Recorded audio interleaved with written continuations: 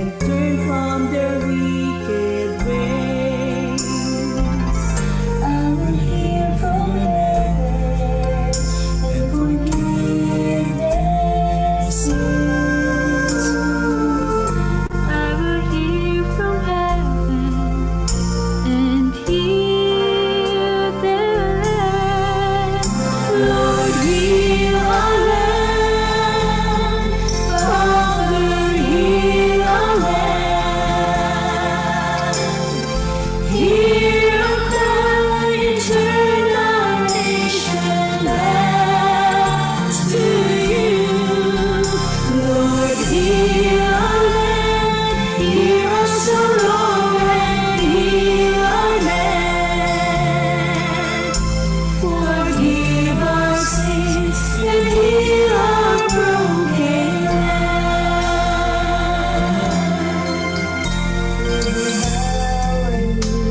We humble ourselves and pray. Lord, we seek your face and humble ourselves and turn from my wicked ways. Father, in your mercy, forgive our sins. Father, in your mercy, come heal our land. Lord, heal our land. Father, heal our land. Hear our cry and turn our nation back to you. Lord, heal our land. Hear our sorrow and heal our land. Forgive our sin and heal our broken land. Lord, heal our land. Father, heal our land. Hear our cry and turn our nation back to you. Lord, heal our land. Hear our sorrow and heal our land. Forgive our sins and heal our broken land. Father, heal our land. Hear our cry and heal our broken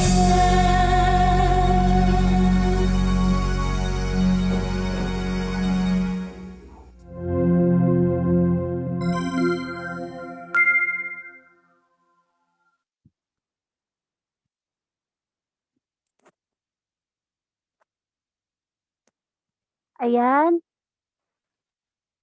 Hello, good afternoon po sa ating lahat. Ayan. So, welcome po ulit kayong lahat dito sa CBCM Devotion and Mentoring. So, sa lahat po ng mga nasa tahanan po nila, nasa mga trabaho man po nila o kahit nasaan man po kayo, you are welcome here dito po sa ating Devotion and Mentoring kasama po ng ating Bishop Ernesto Domingo. And we will also acknowledge, of course, maraming salamat po sa ating Brother Van Perfecto for arranging and editing our music video, Heal Our Land. So that song is very powerful and it's actually bringing an impact and inspiration from all the frontliners all over the world at sa lahat po ng mga apektado ng virus na ito. Maraming salamat po, sir. And we would like also to welcome lahat po ng mga nasa Zoom participants po natin. Ayan, we would like also to welcome our Bishop Ernesto Domingo, the Balandra family out there. So we also have si Sister Salvi Poho, Rachel Argoyoso, Abigail Poho, si Sister Avi Perez, Noemi Balandra. So watch out po. Just tune in dahil yung mga nabanggit ko po sa kanina, sila po yung maglilit sa atin sa worship. And of course, we would like also to welcome Sister si Sister Mean Yanko na nasa Zoom po natin ngayon.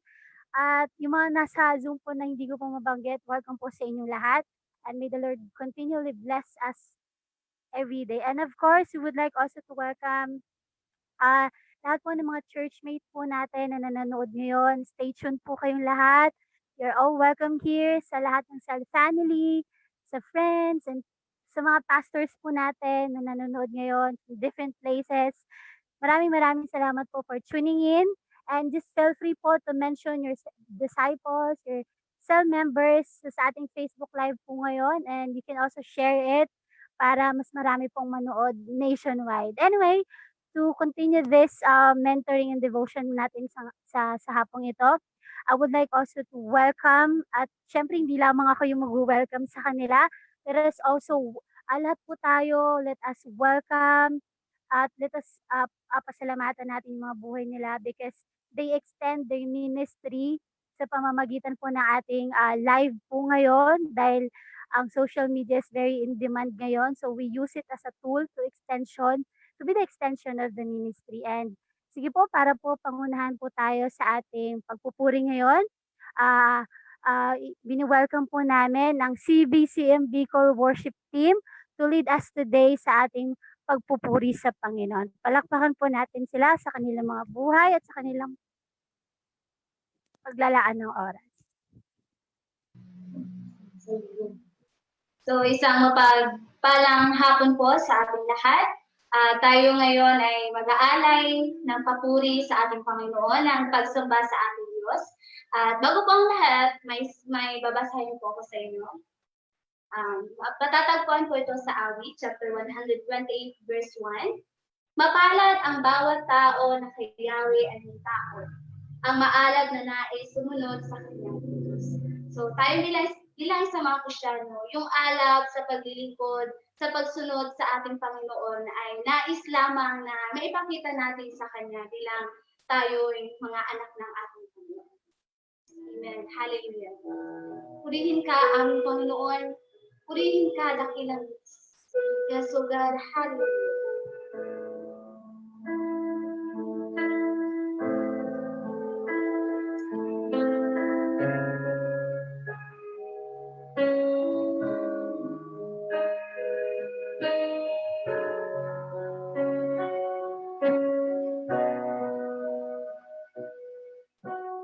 Standing in awe of your grace, setting my feet in your ways, entering into your presence, to behold you face to face. God of all heaven and earth, holding me in your embrace, unfailing love that surrounds me. Oh God, I stand amazed.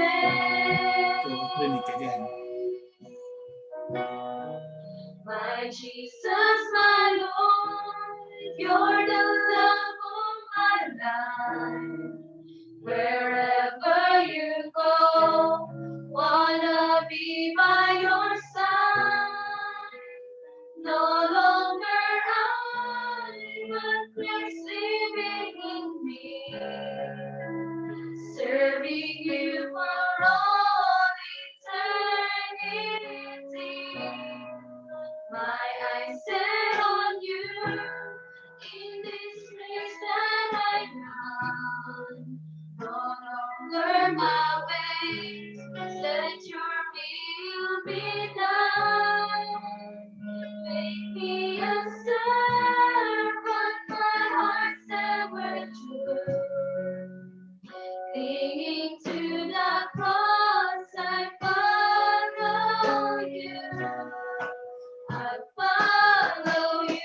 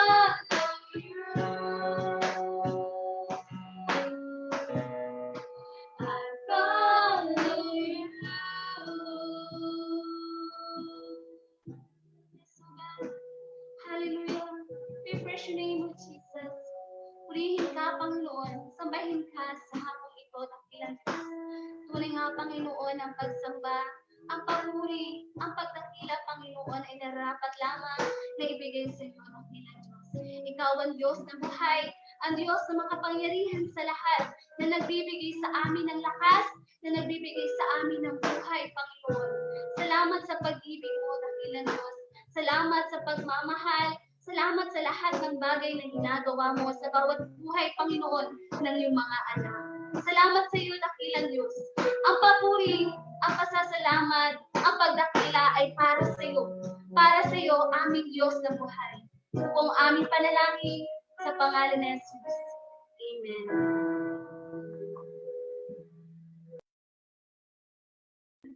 Ayan, thank you so much po from, of course, CBCM Bicol Worship Team. So maraming salamat po for extending your talent and for your service po through sa pamamagitan po ng ating live streaming po ngayon. So God bless po sa inyo at ingat po kayo dyan.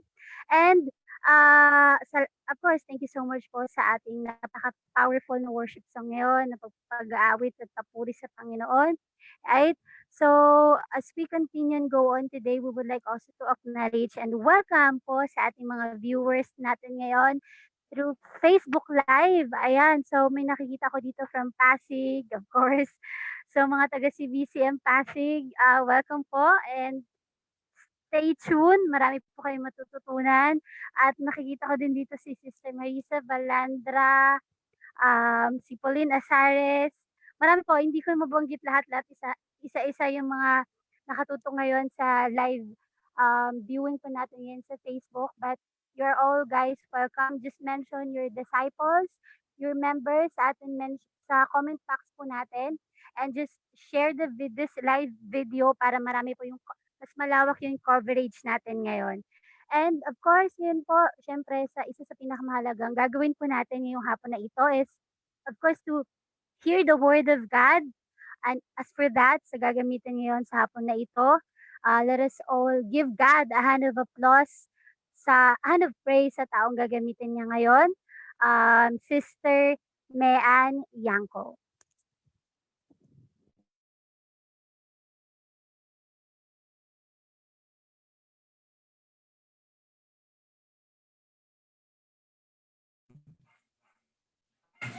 Hello?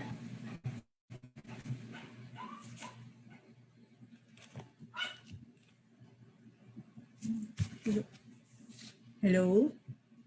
Good afternoon.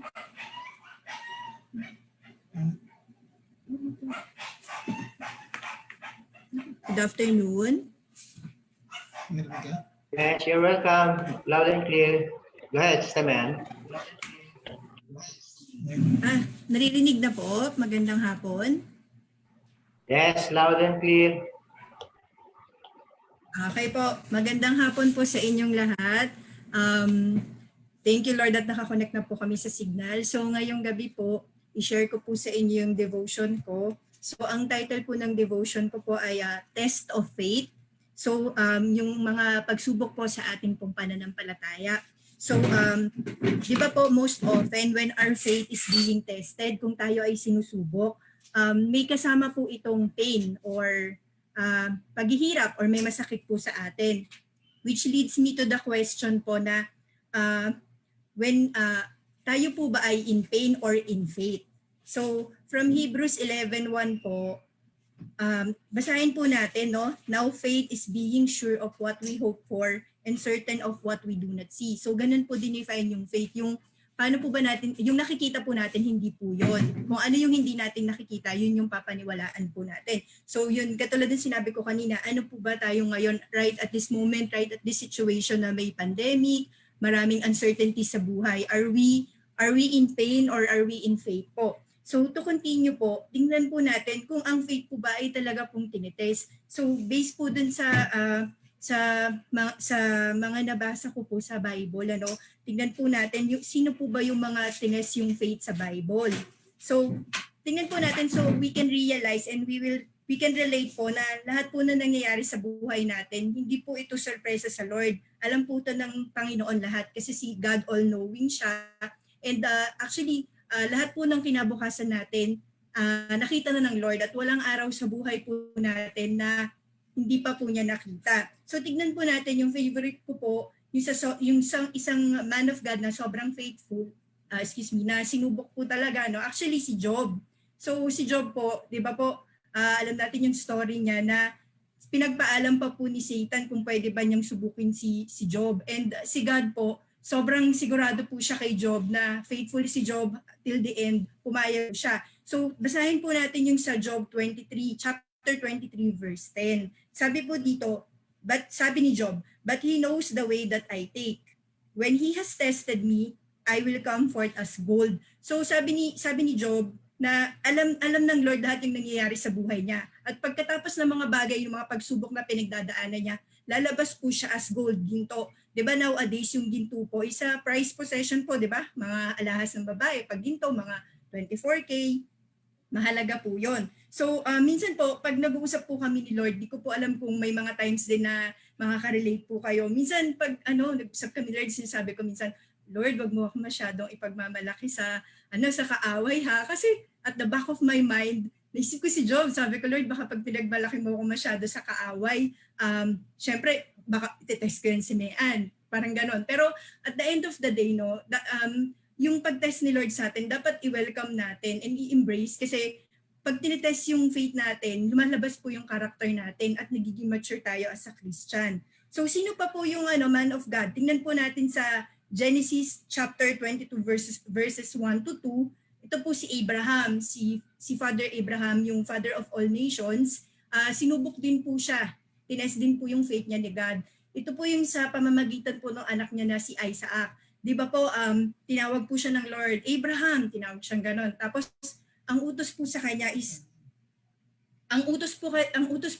ay dalhin mo si Isaac and i-sacrifice mo siya sa akin as a burnt offering. So coming from the viewpoint ni Abraham, bilang isang father ni Isaac, ako po, mami rin ako, yung iba po sa inyo, mga magulang din. Di ba po, pag parang iisipin mo, yung anak mo yung hihingin sa'yo na sacrifice, sobrang test of faith po yun. Pero si Abraham po, being faithful as he was, talaga pong dinala po niya si Isaac doon. And nung nakita ni Lord na faithful siya, hindi po pinatigal, iba na po yung pina-offer ni God. And ito pong pangatlo, although marami pa po talaga mga tao yung tinetest po sa Bible, yung pangatlo po is si Jesus, yung Savior natin. So makikita po natin sa Matthew chapter 4, di ba po yung 40 days po niya, tinest din po si Jesus doon. Maraming in-offer yung devil para yun nga, kung gagawin ba ni God to. Pero si Jesus, hindi po siya nag-falter sa yung faith niya. Kasi si Jesus, di ba po, naging Son of God na naging tao para maramdaman po ni Jesus lahat ng nararamdaman ng isang tao. So, knowing na yung Savior natin si Jesus, naramdaman niya lahat yung nararamdaman natin ngayon at mga mararamdaman pa, mas may comfort po tayo na kakayanin po natin to. Lalo na po yung favorite verse ko, share ko rin sa inyo, yung John chapter 16 verse 33. Sabi po dito, in this world you will have trouble, but take heart, I have overcome the world.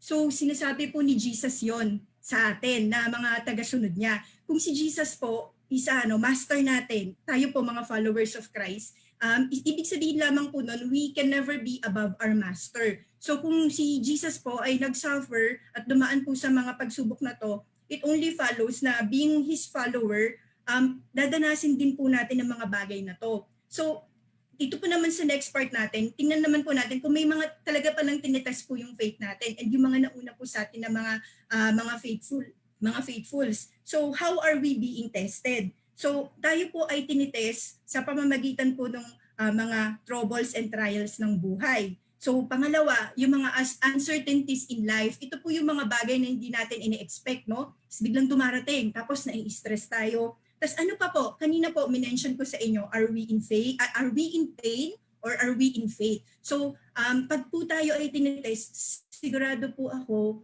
meron pong kaakibat na pain, may kaakibat na sakit. Tingnan po natin yung iba't ibang klase ng pain sa buhay po ng isang tao. Actually, na-i-experience po natin yung physical pain, pag nagkakaroon po tayo ng sakit or kung sa example, may taning sa buhay yung isang tao. Yung emotional pain kapag dumadaan sa depression yung isang tao. Pagka spiritual pain, pag wala siyang Jesus sa buhay niya, And then pag mental pain, ito po yung usong-uso nowadays, yung mga may anxiety attack, may mga bipolar disorder, and yung last po, financial pain, ang dami pong makaka-relate, di ba po? Yung mawawalan ka ng trabaho, ngayon katulad ngayon ng COVID, wala po tayong mahahawakan kundi si Jesus lang. Or yun katulad ngayon, wala ng pera yung maraming tao. So at this point po, ito po yung mga pains na sinasabi po nila, it is very easy to praise God or to be faithful when things are going in our way.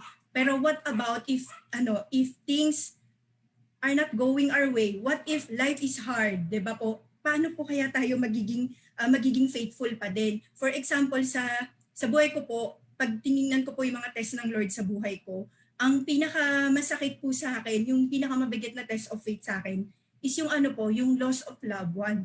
Yung nawala po yung father ko. So nung mga time po na yun, parang pag nag-pray ako kay God, parang parang Lord, paano to? Paano ko po to kakayanin? Siyempre po yung prayer natin, we would like to be as faithful as we can be na, Lord, huwag mo naman kunin. Ganun ganun yung prayer natin eh. Pero eventually, by the grace of God, and all things work together for our, diba? For our good. Si Lord yung nakakaalam nung blueprint ng buhay natin. We just have to trust Him sa process kahit masakit. So nung time na yun, nang na-observe ko po, sa buhay po natin, while we are being tested, yung faith natin, paulit-ulit po yung mga test sa buhay natin. Obserbahan niyo po, para po siyang cycle. Hanggat hindi po natin na ipapasa yung test nung na gusto ni Lord maipasa mo sa buhay mo, uulit po yan. Talagang bibigyan ka ng chance ng Lord na maipasa mo. Hanggang dumating yung time po na mag-move ka na sa next level ng faith mo. Katulad din po nung verse po sa Bible na yung ang ginto pinaparaan po sa apoy para po 'di ba mas lalo po siyang ma-refine, yung sa 1 Peter chapter 1 verse 7. And yung story po ng kung familiar po kayo yung story ng blacksmith nung Panday, kung paano po ginagawa yung espada. Actually sobra pong tedious po ng paggawa ng isang espada. Binabantayan pong mabuti ng Panday yon, dumadaan sa apoy at saka sa marami pong proseso. So pag dumaan po doon, hindi po nawawala ang tingin ng Panday sa espada na yon. Katulad din po sa buhay natin, ang Panday po si Jesus. Tapos tayo po yung espada. So si Jesus, hindi po niya tayo hinihiwalayan ng tingin. Hanggang yung espada po na yon ay ma-refine na. Tapos paano po malalaman kung tapos na yung proseso? Tapos na po yung proseso kapag nakita na po, pag nasasalamin mo na po sa espada, yung mukha mo. So same thing din po, pag nakikita na po ni Jesus, yung image po niya doon sa espada or nakikita niya na po yung image niya sa atin, naipapasa na po natin yung test of faith natin. Hello? Hello? So, yun po, pag nakita na po ni Jesus yung image niya sa espada, sa atin, na ipapasa na po natin yung test of faith natin. So, lahat po ng bagay na ito ay kailangan po nating daanan yung test of faith natin. By the grace of God, kailangan po nating ipasa. Dahil sinabi po, ito po, dito ko na po tatapusin, na ipasa po natin dahil ang sabi po sa James chapter 1 verses 2 to 4, consider it pure joy, my brothers, whenever you face trials of many kinds, because you know that the testing of your faith develops perseverance, and perseverance must finish its work so that you may be mature and complete and not lacking anything. To God be the glory po.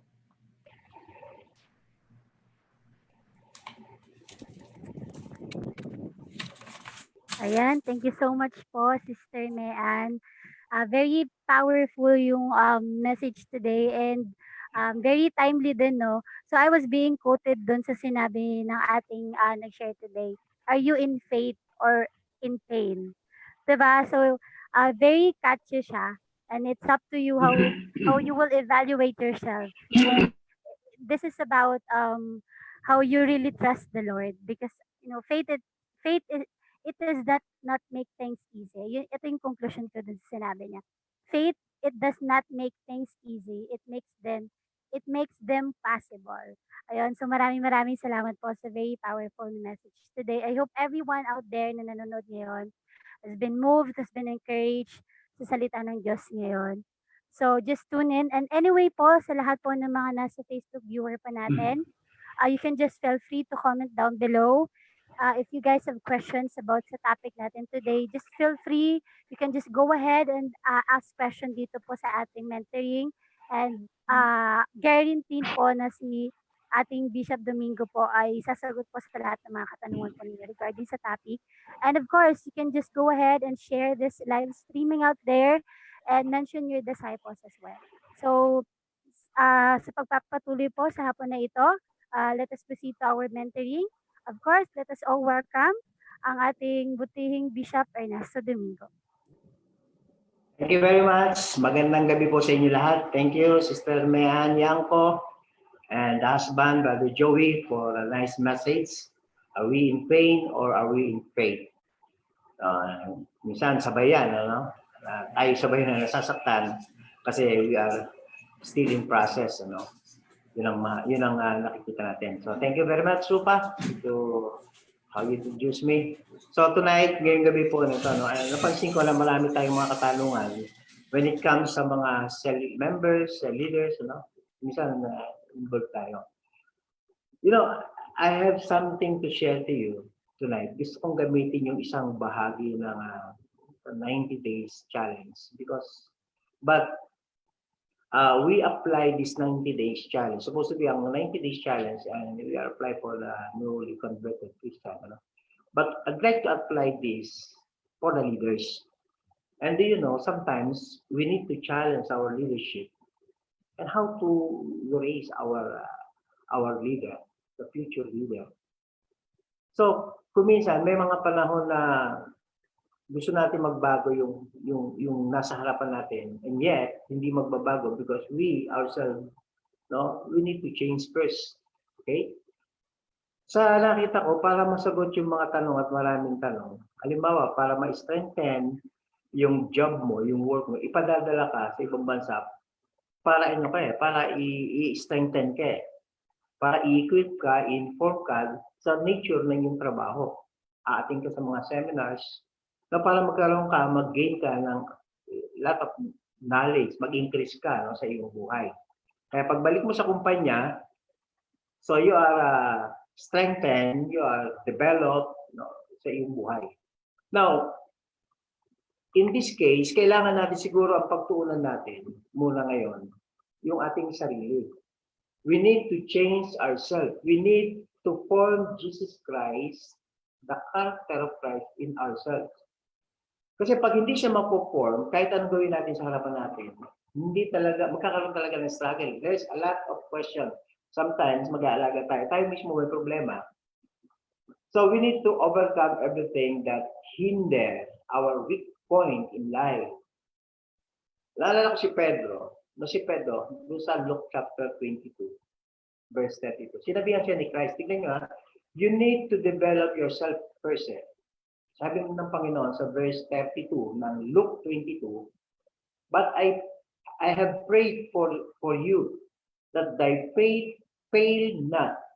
And when thou art converted, and sometimes you need to change, although yung tapang ni Pedro pang flesh, alam niyo man yung kwento ni Pedro, mananaga talaga siya alang-alang kay Kristo. Hindi niya ikakilala si Kristo. Pero nung sa actual na, diba, ako yahayo, pero pagdating ng actual, because we are not, or the leader is still on process, at minsan ayaw mo pupunta sa process, kaya pagdating yung pain, pain or faith, yan sabi ni Sister Mayan. So pagdating sa process, nagkakaroon ng problema. But the Lord said, and when thou art converted, may gagawin siya, strengthen thy brethren. Hindi niya mapapalakas ang brethren, mga kapatiran, if siya mismo ay mayroong failure at hindi ayos ang kanyang life. So there's a lot of question, there's a lot of problem when it comes in our cell member, our ministry. So I think we need to strengthen first ourselves. And this message is to whom it may concern, to all the leaders. And he said unto him, Lord, I am ready to go with thee. Ito yung bless. Hahayo ako. I am ready to go with thee, both into prison and into death. Pero hindi niya nagawa yun. Kasi nga as a sight siya, nasa flesh siya. By sight, by flesh, by yabang.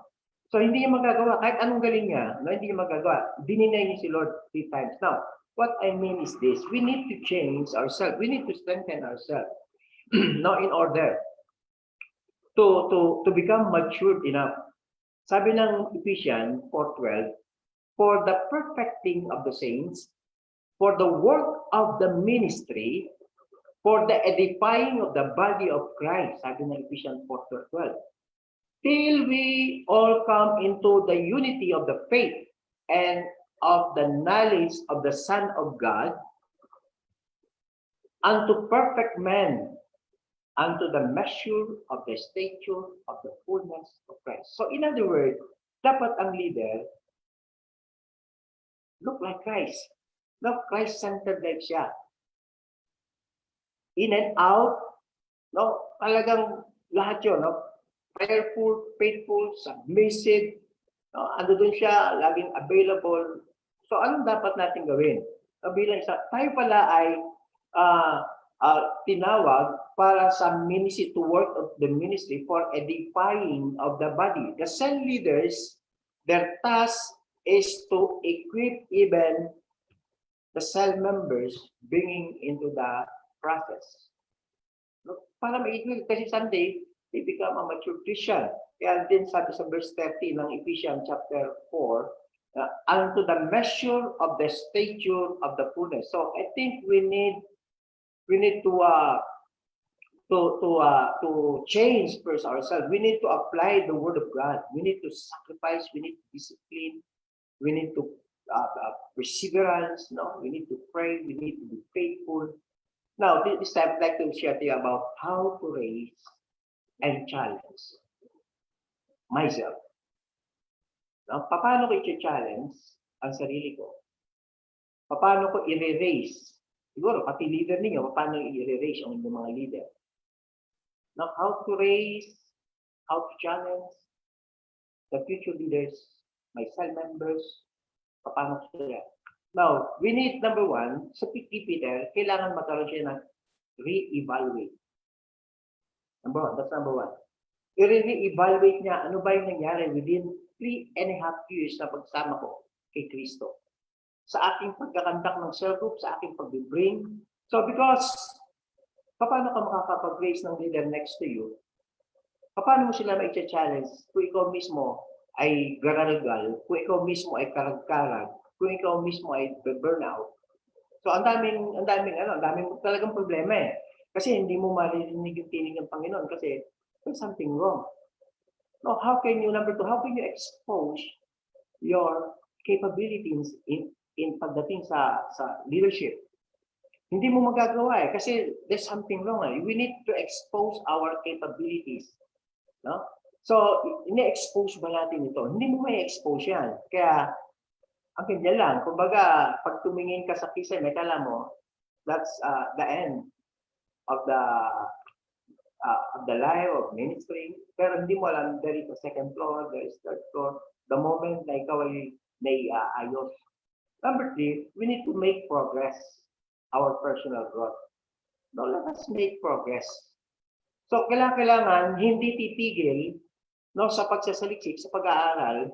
No, lahat ng mga i-mentor, ito, 16 na mentoring na itong ginagawa natin, 16 na paksa na naka-folder, no, naayos natin. So, how we make grow of personal growth in our life. No? Paano natin gawin? Ikaw mismo mag-exert ka ng effort eh.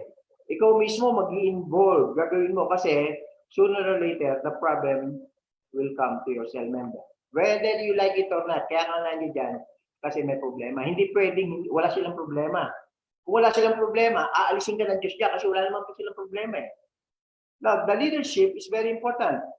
So, we need to challenge first, before we challenge them, let's challenge ourselves. Before they change their life, we need to change first. Let us form first Jesus Christ in our life.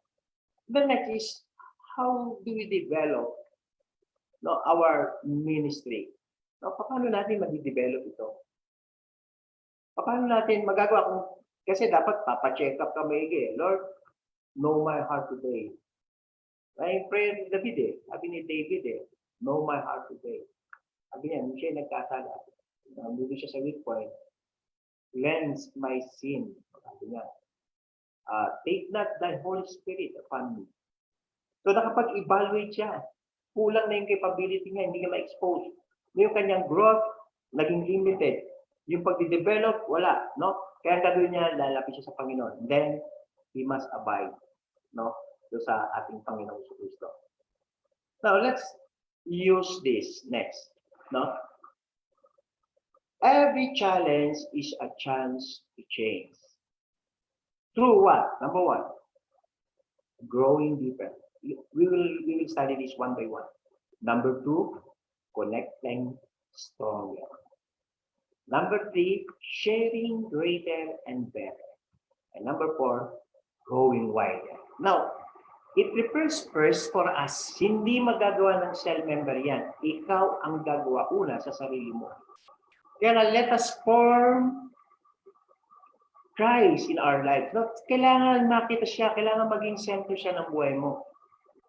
In and out, you are strong enough to face the pain, to test the faith. Yan ang sinasabi ni Sister. Yan. Like Job, like Abraham, like Jesus Christ. No, we cannot stand firm if we are weak. Kaya magtatanong ka, sasabihin mo, ano kaya ang problema ng miyembro? Ito na maganda niya, no? I-ayos mo. May maririnig ka sa Panginoon eh. Now, let's study one by one. Number one, growing deeper. The leader must grow. No, malalim. No? Medyo, ano lang natin, growing deeper. Ang paglago sa espiritualidad at pagtaas ng buhay ng pagsamba, mahalaga. Ha? So, dapat ang isang leader, lumago malalim na paglago. Paglago sa espiritualidad. Pag hindi ka malago at haharap ka sa cell member mo, limited ka na. You are not capable. Even, hindi mo may mapakitang bubukan dagat sa harapan ng iyong mga miyembro. Kailangan may pakita mo na bubukan dagat na may isla kahit ang haling tapat. You cannot limit God. If you really grow in faith, no, kahit may pain, yung sinasabi ng ating kapatid, kahit may pain, alam mo na may dahilan ng lahat ng bagay. Isa-isa natin. Una, sa araw ng pagsamba, every Sunday. That's number one. Sa paglago sa spiritualidad, let us consider the self-celebration. Yung Sunday is very, very important. Ito ay araw ng pagsamba sa Panginoon. Are you committed? Are you dedicated? So, huwag kang maghanap sa cell member kung ikaw mismo, there's something wrong. Ikaw, tayo mismo, no? Dapat nga yung pinaka-matinding pagsubok ng Sunday, yun ang lakpasan mo. So, dun pa lamang sa pananambahan, sa mga puyat, lalo ng mga nagpo-consent, congratulations kung nakakadalo kayo. Kasi alam namin ang torture dyan, no? Yung antok dyan, lahat naman tayo inaantok. Pero congratulations. So we need to overcome every obstacle. Si Job, natagalan niya, hindi. Natagalan niya. Kasi bakit? Ayos ang puso eh. Si Pedro, hindi niya natagalan eh. Kasi bakit? Hindi ayos ang puso. Sabi naman, you pray even 1 hour so that you will not fall into temptation. Hindi. So, yun yung pagpapalakas muna sa sarili. Pangalawa, may I ask a question about your devotional life? Do you know your devotional life increase the intimacy with the Lord? It will increase your relationship with God.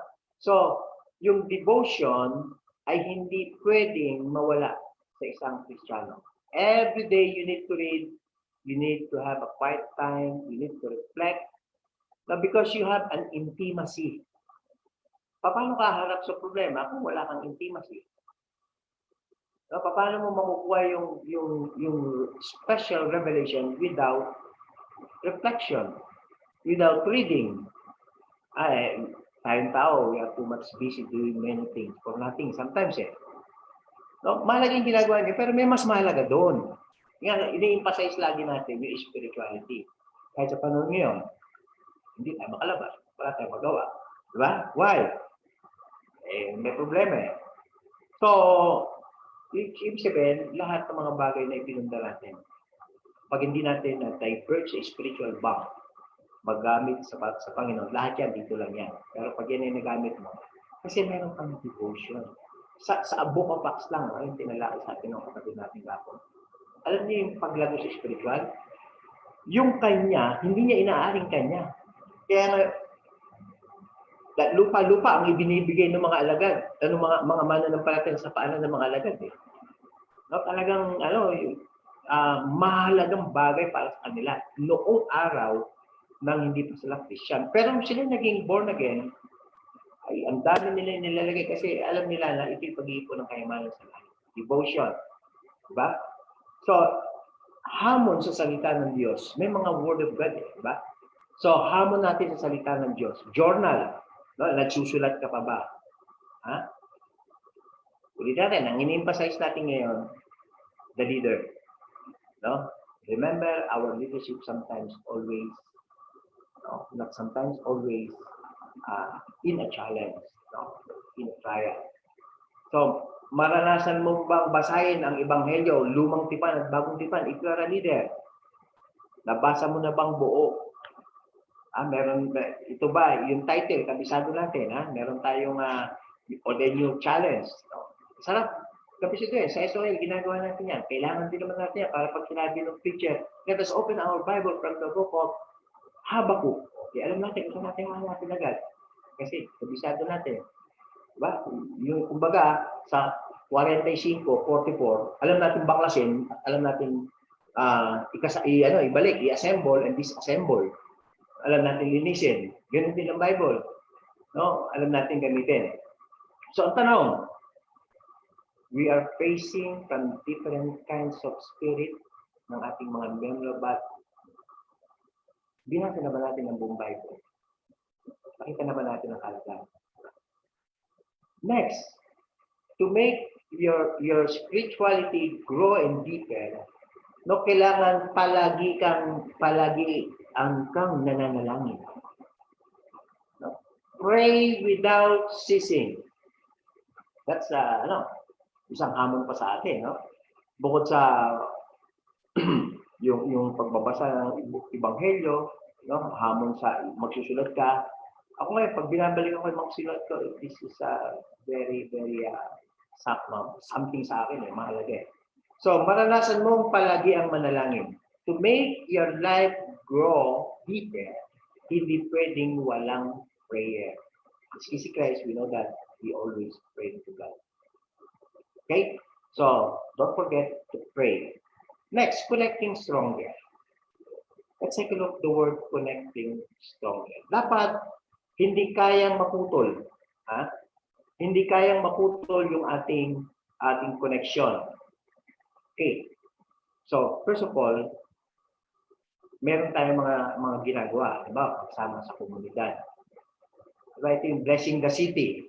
Ikaw mismo na leader, you need to involve yourself. Ano ba kasi pagka blessing the city, we are bringing our people doon sa front line. This is the field. Look at the field. Ang daming tao. Again, so to make your connections stronger to the vision, being as a cell leader, ikaw mismo sasama ka. Sasamahan sila. Wala mang harvest event ng church, ikaw mismo magkakanda ka ng sarili mong prayer sa mga bahay-bahay. And then, another, sumali ka sa harvest event. No? Sa soul winning, pagka mayroong harvest event, diniklara ang harvest event, you mismo, no, you need to involve yourself.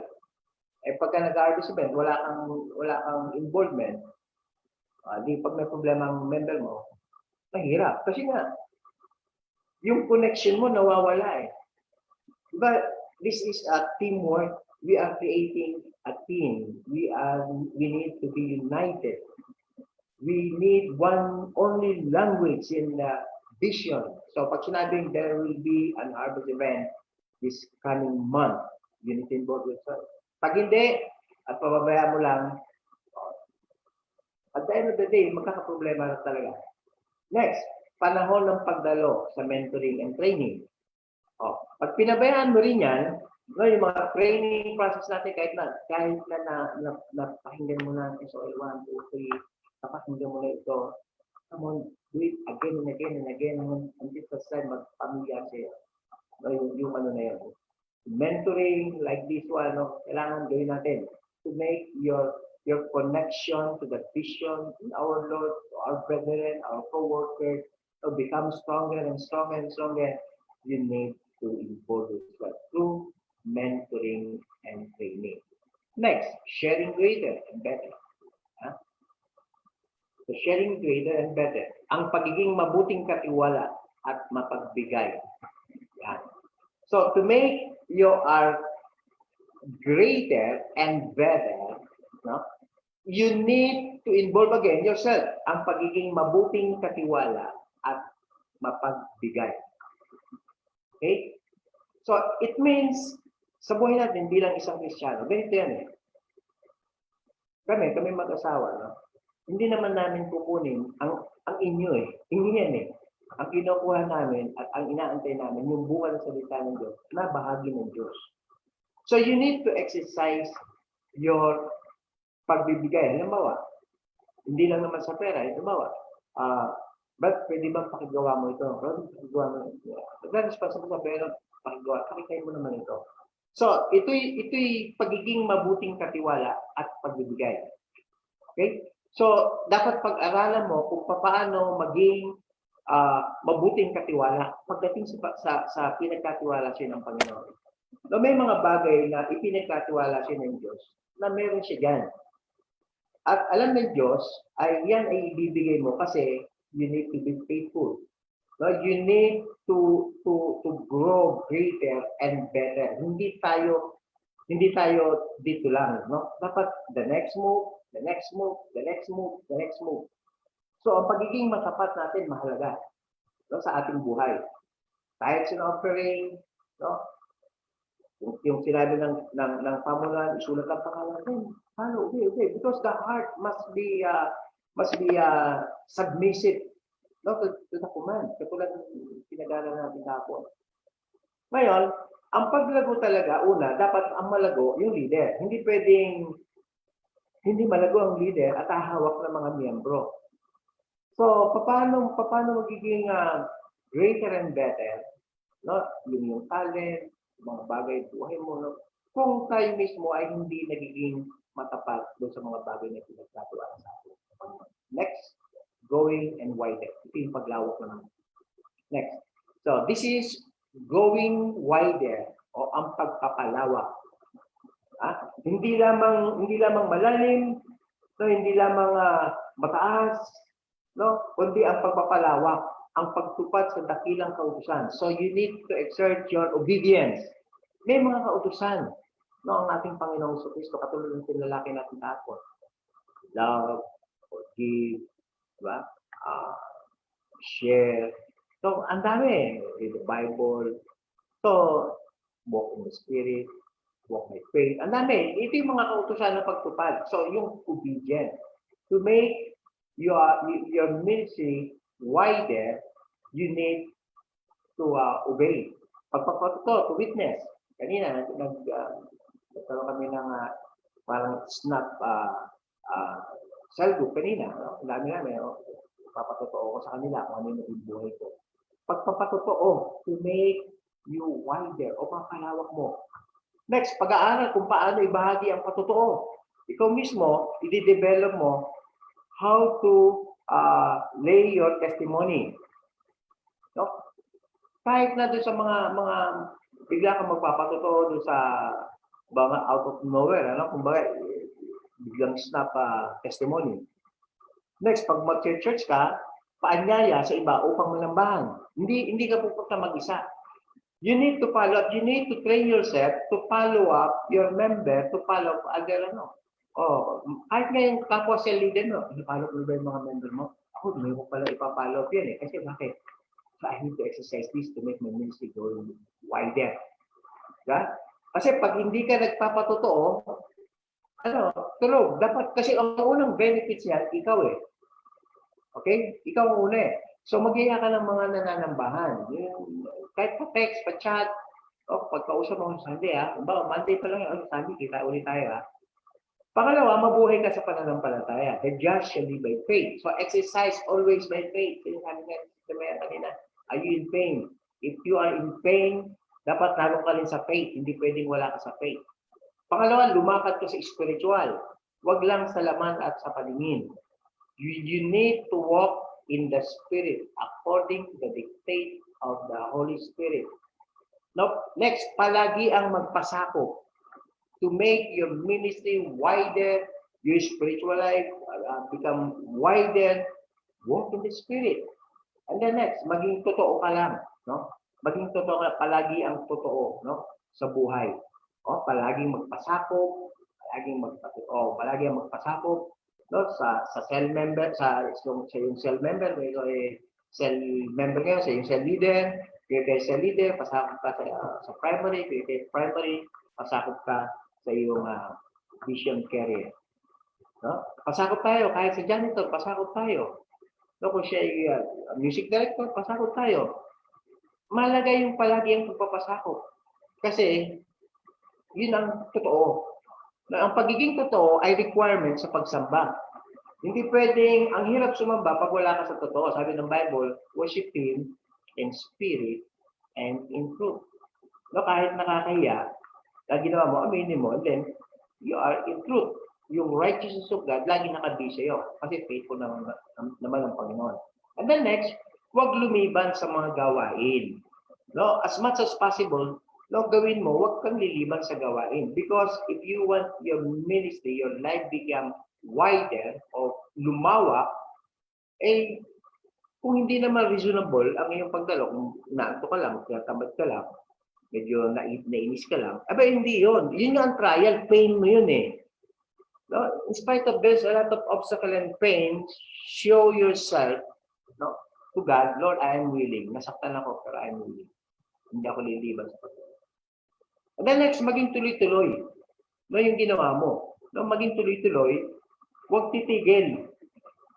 Yung salitang faithful, not only good for 1 month, not only good for 3 months, for 1 year, not only good for 5 years. Kasi nakakatakot yung good for only 5 years.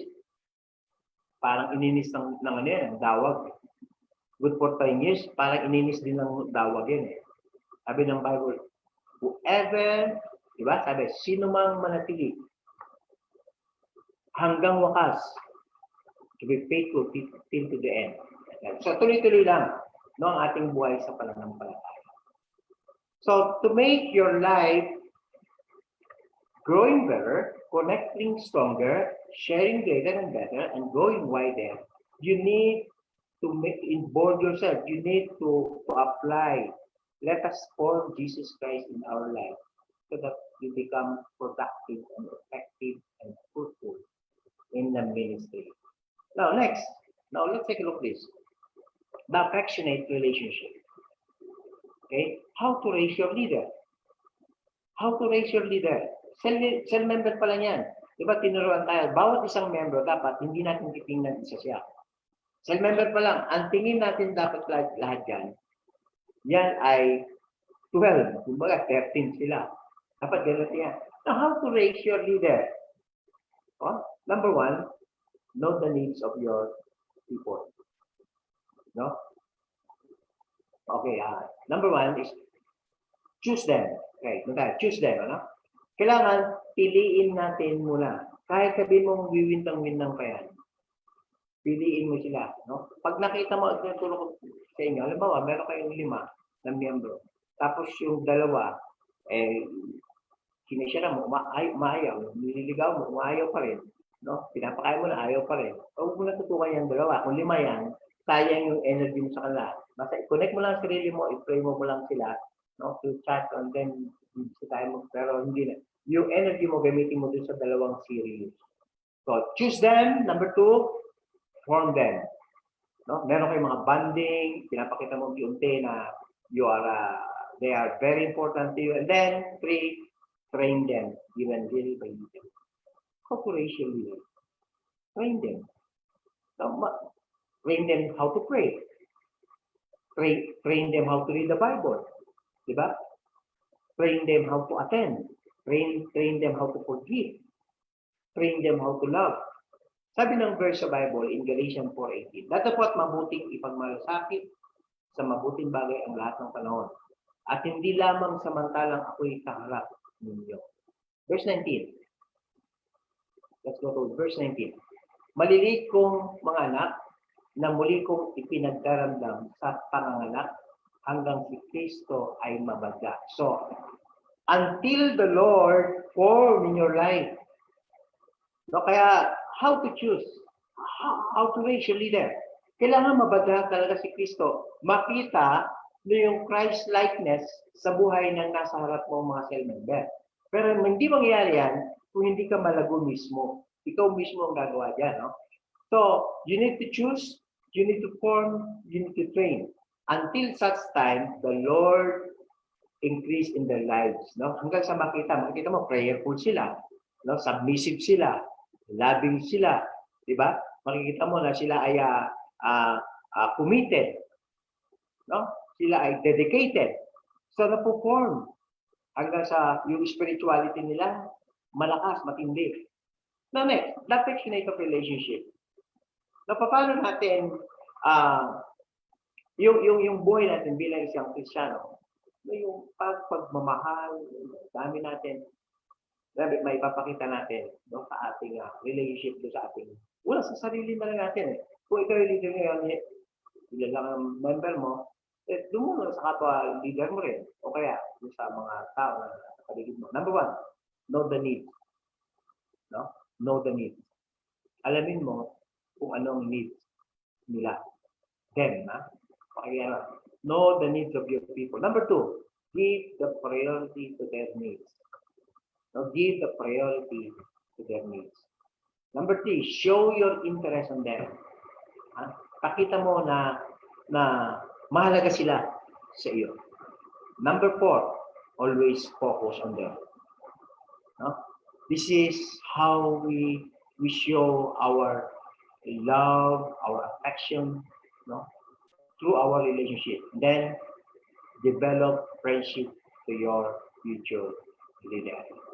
Develop your friendship. So, very important, the relationship to your people. Kasi pagka naipapakita mo yan, hahanapin ka niyan eh. So, pagka na-mentor mo sila, nami-meet yung need nila, ipag-pray mo sila, napupukosan mo sila, pinapakita mo na interesado ka, may priority mo, di ba? At nararamdaman nila yung mga needs nila. So, nararamdaman nila na tatay ko to. Ganon. So, paano ba natin mabibigyan ng pagpapalagaan? Now, next, tingnan natin ito. Until Christ is formed on them through you. Through leader. No? Until Christ is formed on them. What? To serve God. Growing to serve God. Serving, grow. No? Dapat tayo po ay, ang target natin, una, ikaw mismo na leader, maging Christ-centered life ka. Okay? So, kasi ang layunin natin, mabagla si Kristo sa kanilang buhay. Yun ang layunin natin. So, let us re-evaluate ourselves. Let us try to expose our capability. And let us make progress. Atin tayo sa mga dapat na. And let us develop our ministry. No? Let us join together our hands. Because, unang, kailangan malago ka, tapos para lumugo ang nasa. So tonight, the Lord will bless us if we apply this and if we pray for this. No, si Pedro, nag-re-evaluate din yan. Hindi niya magamit dati na yung kanyang kapabilidad. No, yung kanyang ministry, naging pugak-pugak din. Totoo yan, lahat tayo dumadaan sa mga pain. Minsan, yung mga pain natin na yan, nalilimutan natin na may Diyos na binidevelop pala tayo. So, let us exercise perseverance. Amen? Let us exercise perseverance. Now, how to raise and challenge leaders? First of all, ikaw muna. Tayo muna para maiayos natin ito. Amen? So sa mga gabi po na ito, salamat. I know you learned a lot for this mentoring. Let's pray. Panginoon, salamat po. Teach us, Lord God, how to develop future leader in our vicinity, in our surroundings, sa lahat po ng aming masasakupan at nasasakupan. Salamat po at pagpalain mo po kami lahat sa aming po mga narinig, and we dedicate ourselves na ang aming ginagawa ay hindi mawawala ng kabuluhan sapagkat ikaw na aming Panginoon ay buhay. Pagpalain mo ang aming bansa, ingatan mo po ito ang aming Pangulong Duterte sa lahat ng kanyang pagpapasya. We seal by the blood of Christ lahat ng kanyang desisyon. And we pray, O God, gumaling ang maraming naging positive. At pagpalain mo ang aming mga pagkain na natatanggap. Bless mo po kami sa aming health, sa finances. Bless mo po, Panginoon, ang Christ-centered family. Lahat po ng mga satellite ng Christ-centered. We pray for your protection and guidance. In the mighty name of Jesus Christ. Everybody say, Amen and Amen. Amen. So, I believe you learned a lot. Thank you, Sister Ruth. So, balik ko kay ating MC, Sister Rupa, Lena Meron, Lau Rosa.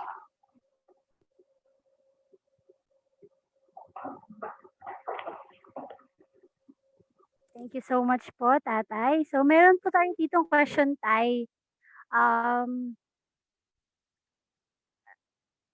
Okay na po ba?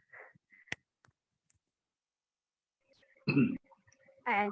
So, Tay, Right. meron, thank you so much po. Ayun po, meron po ditong question. Sabi po dito, paano mo i-handle yung mga cell members na naging over-familiar na sa leader kung kaya't nahihirapang i-guide at i-correct sila from anonymous daw po to. Parang nawala yung no? Parang naging barkadahan lang, di ba? Parang gano'n na nangyari, naging barkadahan. So, dapat ipaalala, okay yung barkadahan, pero leader pa rin siya. Dapat. Ang ibig sabihin ganito, yung biruan, tama naman din yon basta nasa tama. Pero pagka serious ng usapan, dapat alam ng cell member na leader po ito. Siguro ipapaalala, i-orient. No, i-orient niya para naman, kasi meron ganun, totoo yun eh. Meron ako i-send out na pastor. Pagkatapos dito sa church, sa Mother Church, kalaro-laro lang niya eh. Ka-level lang niya eh. Pagdating din sa mission, nagpapastor, pinadala ko yung kalaro niya eh. So, tingin ng kalaro niya, yung pastor na yun yung kalaro niya, ang tingin niya, kabarkada pa rin. Hindi niya na pastor na yun. Diba? Dapat magkakaroon na lang yung distinction na tinatawag, magkakaroon na dito. Siguro through orientation, ipaliwanag. No, ipaliwanag na, nagbibiruan tayo pero pastor pa rin. Pastor mo pa rin ako. O kaya, cell leader mo pa rin ako. Kasi over-familiarity, nagiging sakit talaga ng maraming Kristiyano. So, pagka nasanay na, kinasanayan ng gano'n, kala, laging gano'n. Siguro yung orientation. Mahalaga, pag-usapan sa isang lugar, kakainan, okay, tapos huwag mahiya yung cell leader. Okay, ganito tayo gusto ko lang i-remind kayo, pagka gawain. Pag may inutos ako, dapat sundin. Pag biruan. Orientation, ang matter of orientation lang yun. Para maipaalala, always remind them that this is a leader. We are a leader. I am a leader. Ganun pa rin. Pero siyempre, ang leader, hindi bossing ang dating. Not the position, but the ministry. Okay? Take care, Ruth. You get it? Ayan. So, dun sa question sender natin, I hope na nakatulong. Malaking tulong yun yung sinabi ni Bishop. Anyway, meron pa po dito, Bishop, question. So, this is actually related po dun sa nakaraang topic natin, which is the vision, regarding po dun sa old pattern and new pattern, which is the Bible study in the cell group. Ang question po is, meron daw pong iilang pamilya or youth na nahihirapan maka-attend ng cell group or Sunday service. So, can we also daw implement the Bible study na lang sa bahay nila? Well, pwede naman yung kaya lang traditional. Siguro tawag, palitan, tapos yung mechanics, palitan. Pwede naman yun eh. Ang tawag lang Bible study, pero yung mechanics ng cell group naroroon. Kasi ang cell group, kaiba sa Bible study. Ang Bible study, it takes long life journey. Wala katapusan ng Bible study. Kasi wala siyang sistema eh. So, pero ang cell group, it just only good for 3.5 to 4 months maximum. And then, pasok na sa process. Ngayon, kung tapos na silang lahat sa process, hindi na sila nag-cell group, huwag tawaging Bible study, mentoring. Kasi kung ano na sila, kung sila ay nag-SOL na, no, lahat na yan ay mga leader na hindi na Bible study ang tawag. Change occasion. They need to call that mentoring, not Bible study anymore. Kasi tapos na sila sa SOL, di ba? Undergo. Tapos na yung Bible study. Kasi ang Bible study, that's the old pattern. Mga 1980s, ginagawa natin yan. 90s. Di ba? Ngayon, dumating sa atin ang tamang pagtuturo na let us form a small group. Diba? Small group. Ngayon, kung puro mga leader yan nandiyan, mentoring ang tawag doon. Somebody will stand and teach. No? Not Bible study, but mentoring. Ganon. Kasi puro kayo leader dun, hindi nyo kailangan ng ano doon. Kaya dapat ang tatayo doon, they know how to handle mentor. So dapat umaatindi siya ng mentoring. So na, kailangan natin na ma-distinguish, i-identify, kasi sa Bible study, siya lang ang nagsasalita, nakikinig lahat. Sa cell group, lahat nagsasalita. Diba? Lahat nagsasalita. So, ma-distinguish mo, this is cell group, tapos ang cell group, 45 minutes. Ang Bible study, minsan, 1.5 hour. Kaya nagkakaproblema dun sa baguhang umaattend. Yun nga, yung lifetime, yung duration, no? Just only 4 months maximum. 3.5 months, pasok na siya sa mga papasok na siya sa School of Leadership. Leader. Okay, ba? Siguro, i-identify lang. Mentoring ang tawag doon, hindi siguro Bible study. Kung lahat yun ay leader na, mentoring ang tawag doon. Ito nga po tayo yung follow-up question. Last po to. So, paano daw po if isang leader yung nag-held ng Bible study sa isang pamilya and then 3 consecutive times na po siyang tuloy-tuloy pero hirap pa din pong makapunta ng Sunday service yung family na yun. How can we do daw po? Siguro, yan. Una, yung kung accessible ba, no? Kung hindi naman, kung accessible siya, siguro matter of challenge. Challenge yan. Doon may exercise ang leadership niya kung strong. Kailangan yung tumba may tayo ng leader. Ipakita niyang bubukan dagat. Ngayon, pag naniwala siya na gano'n, wala mangyari. Dapat mas maniwala yung member. Kaya pag hindi strong enough, equip ang sa leader, paniniwalaan niyo na ngayon. Wala na magagawa.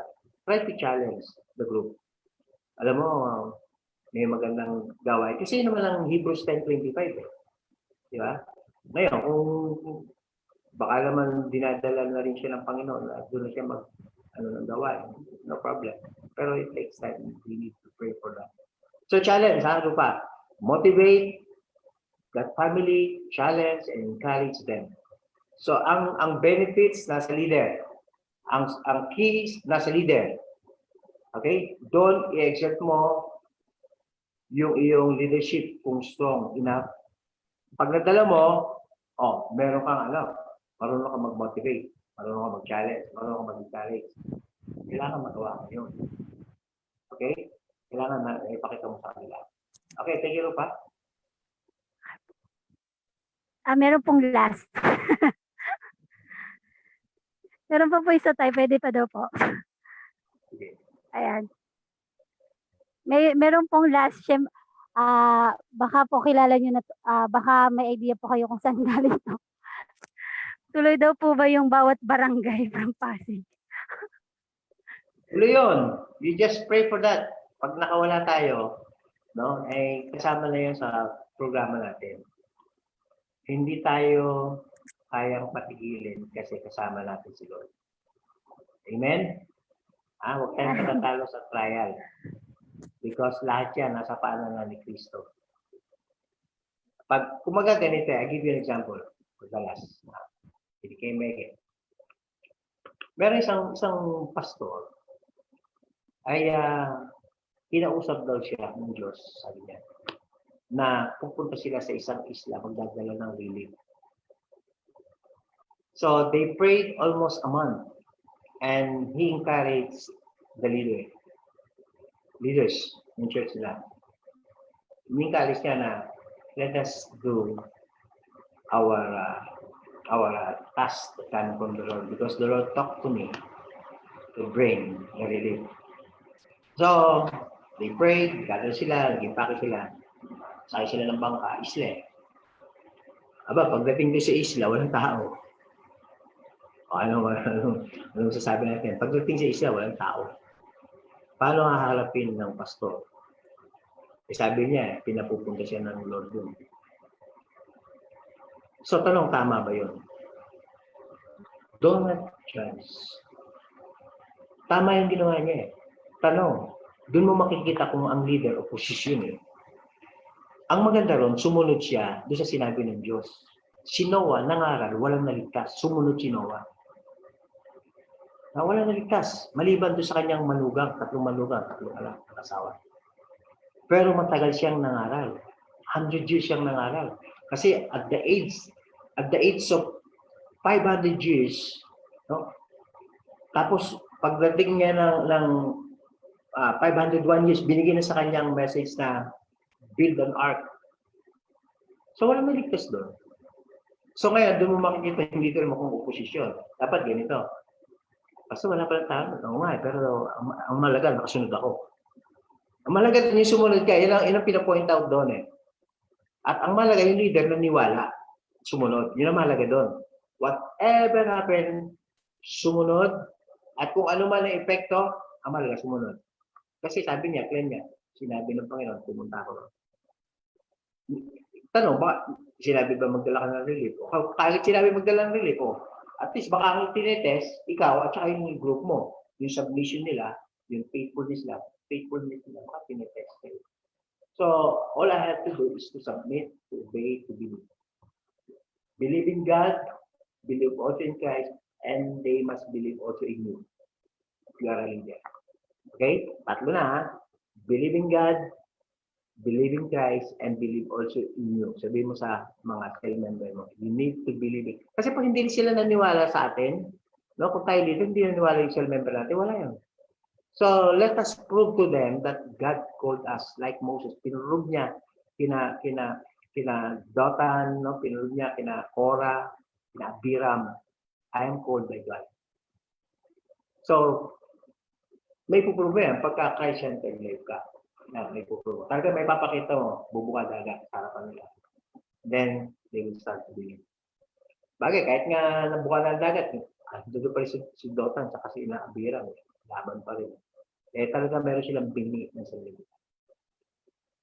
Anyway, so, Rupa, no? Siguro, tuloy pa rin. Miski itong Mother Church, tuloy pa rin yung pag-ayo. Walang hahadlang kasi we love God. And we have task coming from you. Thank you, Rupa. Yun lamang po yung questions na Okay. nag-guide po namin. Anyway po, Tay, just for another announcement po from sa lahat po ng mga viewers natin sa Facebook and kahit sa mga sa Zoom participants po natin. Just so you know po, for further, like kung gusto niyo pong hanapin yung recent videos and yung mga dating videos po natin, you can just click or search Christ Center Bible Christian Ministry at nandun po na lahat na po yung mga videos ng mentoring and devotion natin with Bishop Ernesto Domingo. And of course, if you guys have questions regarding sa ating mga topic or kahit sa susunod na bukas, you can just PM some of the leaders sa ating Christ-centered sa Mother Church. And of course, I don't know kung kasi may YouTube channel daw po yung Christ-Centered. You can just search yung YouTube channel ng Christ-Centered. Just subscribe and hit the notification bell for more updates and announcement. And of course, para po sa mga disciples po natin, sa mga membro po natin na nag-aantay ng announcement for the upcoming gatherings, just stay tuned po and wait for more updates po galing sa ating mga lokal na pamahalaan maging sa ating bishop. Ayun lamang po. Okay. So, thank you very much, Sister Rufa, sa ating worship leader from Bicol. Palakpakan natin ang mga taga Bicol. Bicol, yan, ha? Thank you very much. So, pwedeng bumate, ha? Pwede kayong bumate. You are online. Umpisa na natin ang ating mga pagbati at pasasalamat, no? Huwag kayong magdi-disappear. Unahin natin si Sister Rose. Nawala yan ng kahapon. Sister Rose, are you there?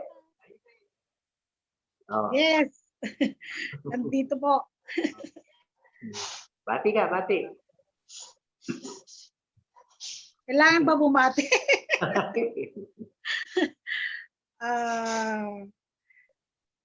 Binabati ko po kayong lahat. Thank you po sa message. Napakaganda po. Okay. So, salamat, Sister Rose, kay Brother Tony. Thank you very much sa inyong mga anak, kina Joshua, no? At kina Jerome. Siya si Jabez. Jabez, ano? Welcome. Sige, next. Thank you, Sister Rose. And let's talk about, let's take a look. Please greet mga Glenda's, Marty's, and family. Yay. Bati kayo, bati. Sa lahat. Lakas. Ay. Oh. Hello Eh, po. si Demi Sa na. lahat. Oh, Hello Demi. po. Oh. Yan. Wala po tayo ni Lord. Ben, may natutunan ka ba? Ay, marami po, Bishop. Okay, develop Jesus Christ in your life, Amen po, amen. He must be the center of your life. Okay. Ikaw, Glenda. Hello po. Hi. Ayun pa, marami kayo dyan. Alex, hell. Ano nga sa'yo? Natatago po kasi sila kay Elnar. Kamusta na? Kumain na ba kayo? Thank you po, Bishop. Okay. Sige, thank you. Sige, thank you very much, Glenda. Pastora Ida, Pastora Romeo, Jemo, how are you there? Hi. Say something. Hello. May natutunan ba?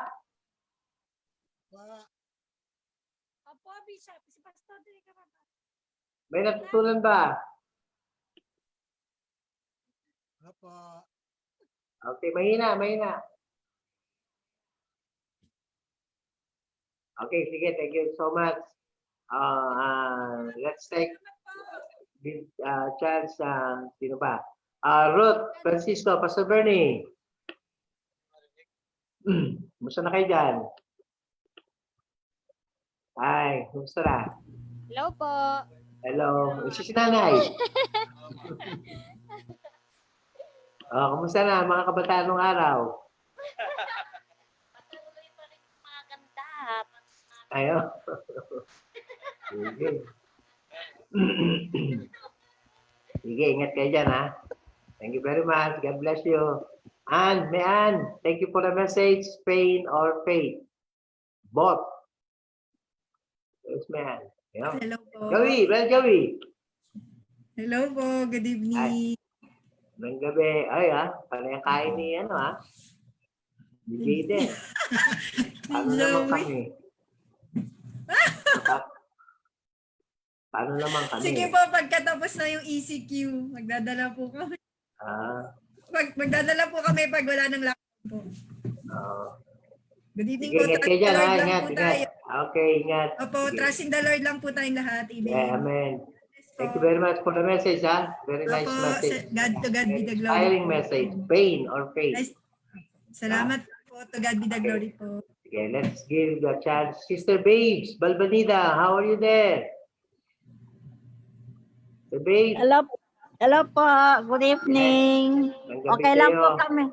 Okay lang ka po kami lahat. Okay. Andiyan kayo lahat, ha? Kami tatlo. Apat at si Jowash. At gawa. Sige, Opo. ingat kayo dyan, ha? Ingat.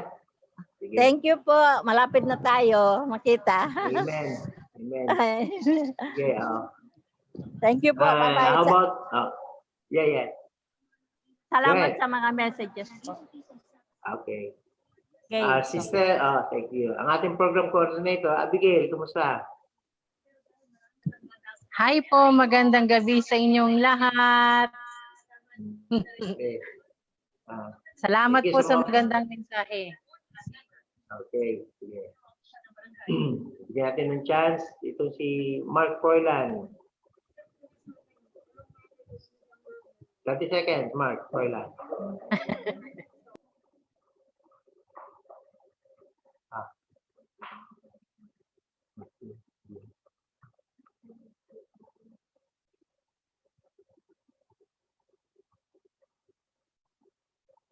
Ayan, Mike. yan. Masabi ko lang po, maganda po yung message. Yun lang, remind ko lang po. Message ko lang, the greater the battle, the greater the glory. Yan. Good. Greater the battle, greater the glory. Yeah. Okay. Si Brother Jordan. Dan, are you there? Show yourself. Wala. Nandito po. Ito po. Ayun. Ito po. You are too much busy, ha? Sige. Ganyan talaga tatay. Naging apo pa. Kakagising lang po. Gising lang. Si Joe. Kaya mo maging lolo ka. Pag naging lolo ka, mas lalong mo. Sabi mo, hi Lolo Bisha. Ay. Sige. I finish your dinner? Kakain pa lang po. Kain pa lang. Sige. Pinakbet. Wow. Okay. So let's give thanks to our director, Brother Robin. Are you there? Robin, say something. Robin. Sige, wala si Robin. Robin, bati ka naman.